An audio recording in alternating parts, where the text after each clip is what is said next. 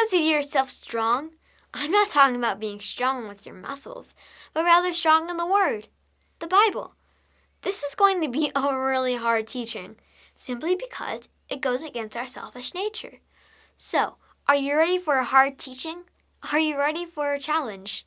I hope so, because this is a topic that affects all of us, and we need to be honest with ourselves in working on this topic in our lives.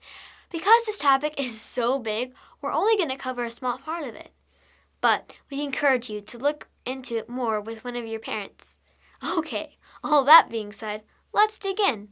Luke chapter 6, verse 27 to 28. But I tell you who hear me, love your enemies, do good to those who hate you, bless those who curse you, pray for those who mistreat you. Wow. Wow. Look at these words and think about them. The verses around these continue with much more. But let's focus on these. In fact, let's read them again.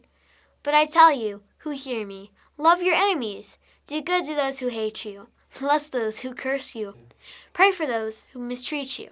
This is not easy. Think about it. It's hard to love someone who hates you. And then he said we are to bless those who cursed us.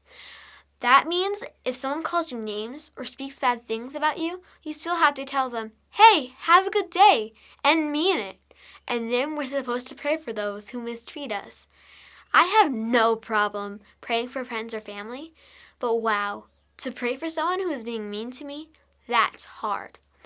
But why do you think he wants us to pray for those who are being mean to us? Well, if you think about it, it's really not that hard to figure out. Someone who is being mean is not living in Yahweh's love. That means they most likely need to have someone show them his love. We can't forget we are to be the light of the world. Matthew chapter 5, verse 14. You are the light of the world. A city on a hill cannot be hidden.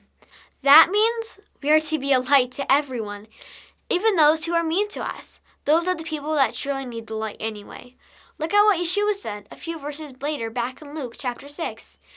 If you love those who love you, what credit is that to you? Even sinners love those who love them.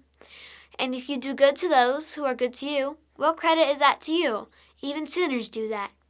So, we need to focus on being kind and actually reaching out to the people who are being mean to us. I know that may seem difficult at times, but we can't forget that we're supposed to die to ourselves and live in Him. Romans chapter 6, verse 11. In the same way, count yourselves dead to sin, but alive to God in Christ Jesus. Yeshua gave us these instructions of loving those who mistreat you, because it's all a part of loving your neighbor, and that's the second greatest command of all given to us in the Torah. Leviticus chapter 19, verse 18.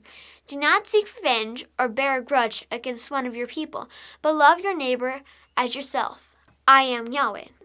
So think of those people who are not nice to you. Start praying for them. Seriously. The more you pray for them, the more it will be easier for you to be nice to them. You can do this. We can do this.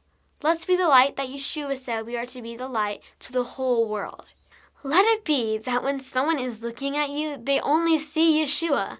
Let it be that when someone is listening to you, they only hear Yeshua. Let his light shine through you like never before. You never know. You might be the one who helps them change. We hope you have enjoyed this teaching. Remember, continue to test everything. Shalom.